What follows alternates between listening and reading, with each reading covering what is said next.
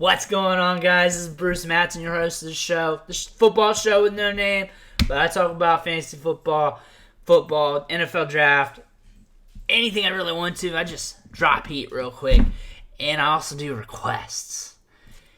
And today, I am answering a request. I had one in one of the comment sections of the video about Michael Pittman. He blew up last night, catching 7 balls for 101 yards. He's a rookie out of USC, and he has a very interesting prospect profile. I'm going to go over that and how I think he can be incorporated into fantasy football at long term and his long-term player value going forward. But before I dig into this, make sure you hit the subscribe button. Make sure you ring that bell so you don't miss an episode. This show is starting to turn along. I'm starting to gain some subscribers, starting to gain more views per video. And if you want to continue to be a part of this, hit those buttons, man. Just hit them. Smash them real quick. But I'm going to dig on in here, and we're going to be talking about some Michael Pittman. He uses his size really good. He's not the fastest wide receiver. He ran a 4.52 40-yard dash at the combine, but he has a 93rd percentile size-adjusted speed score. So when you account his long speed with his size, it's elite level in those aspects. The thing that catches people in trick bag was his injury history, and it caused him to break out late in his career at college, which is understandable. And when you look at that historically, even though players have been injured and that caused them to break out late, that usually means, on average, those players never break out. However, there are exceptions to these rules sometimes because these are actually people playing the game. This is actual football, and just things happen. If anything, it shows that there's a chance he could be injured off and on through his career. We've already seen this throughout his rookie season. He's had some injuries, and those could cause him to be out of the lineup, not producing. It is what it is, but he's a good player, plays with good size, he can get downfield, and he's actually pretty gangster after the catch too. And he has some good ups, a large catch radius, he climbs the ladder. He's a good red zone option, and he's just really strong at the catch point. Better route runner than advertised. He's not like you're never going to compare him to like a Calvin Ridley, Jerry Jeudy, or like one of those guys you see on those highlights. They're just breaking off routes, cutting these sharp angles. But he's good at like selling the route to get that extra space. That's very underrated because it's not 100% apparent when you watch film. But if you watch the finer nuances of a player trying to sell like a fade versus trying to break off a curl or whatnot, he can do those things. And he has made some fabulous catches last season. I recommend you guys checking the film out on him at USC and him making those plays because those are fantastic. And he has a draft capital behind him. He was drafted in the second round. He was second pick in the second round, so he was drafted above a bunch of other wide receivers. He was only a few picks behind Clyde Edwards-Helaire, if you think about it like that. If you want to brag about Clyde Edwards-Helaire's draft capital, if you want to talk about that for a running back or draft capital in general, Michael Pittman's is just right there. One has a first round in its name, other has a second round, but they're not far from each other in picks in a value standpoint. If anything, if you think outside the box here, the Colts had to wait around 24 hours, think about who they wanted to draft, and Michael Pittman was probably talked about numerous times all day. And they were probably really excited to get their day or their evening started that Friday to make their selection, if you think about along those lines. But the draft happened. It's over with. But draft capital does matter. College production does matter.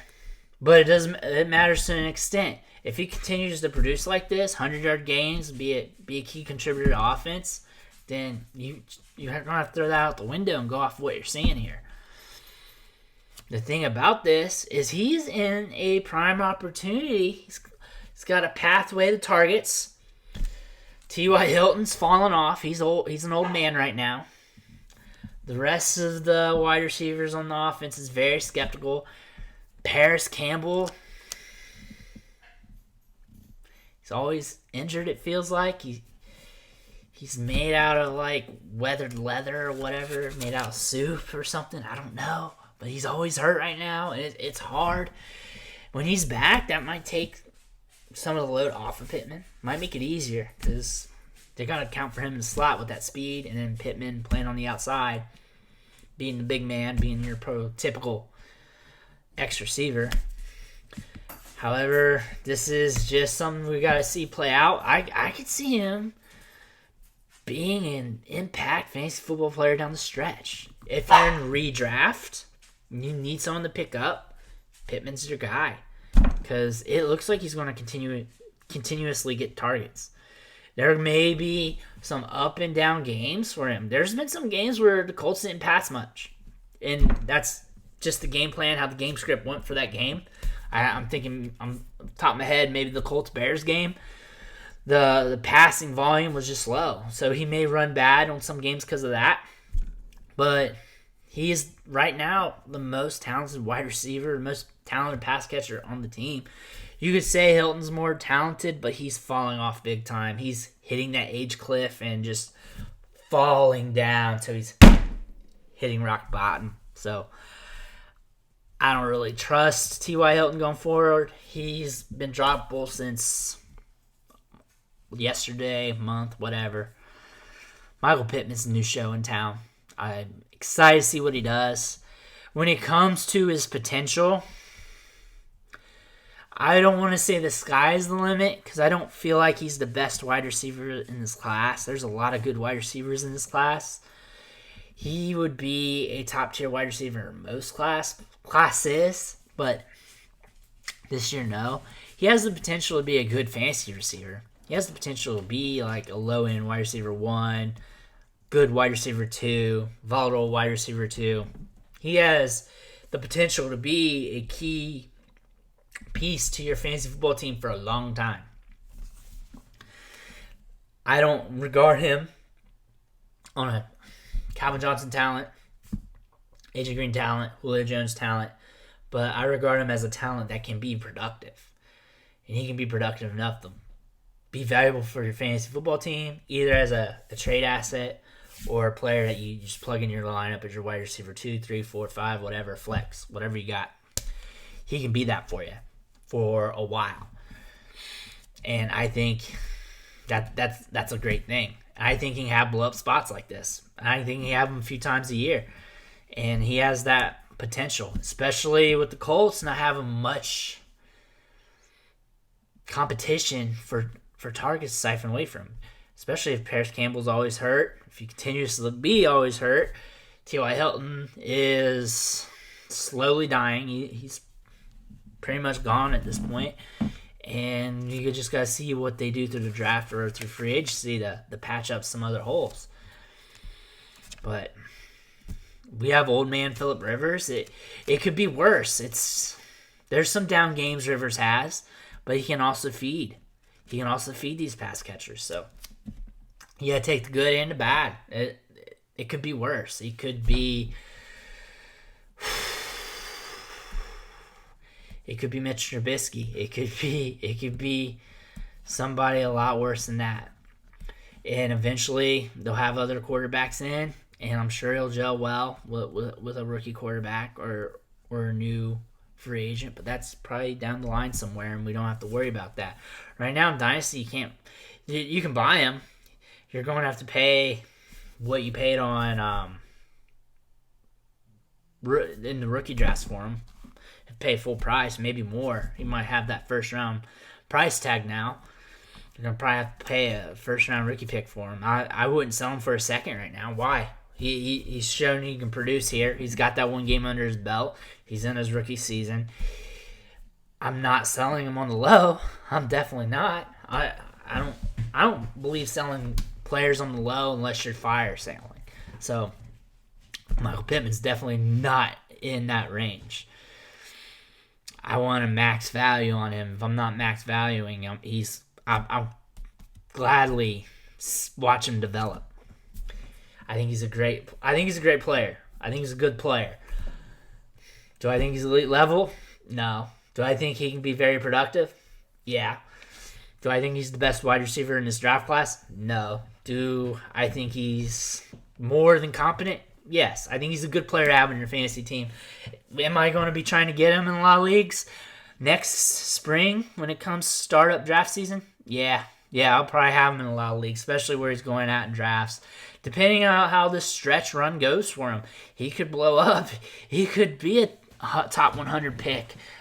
He could be going in the top 3 rounds of Dynasty startup drafts. He could be 6th, 7th round pick in redraft next year if he finishes the year out strong. Like I tell you in every single video, the value of these rookies and all players, it goes up and down a lot. It could spike. We could be seeing the spike, and he could be an actual sell high over the summer. We don't know. But he's just going to be someone that you want to monitor and keep tabs on. He's a very interesting player, and I'm very intrigued by him.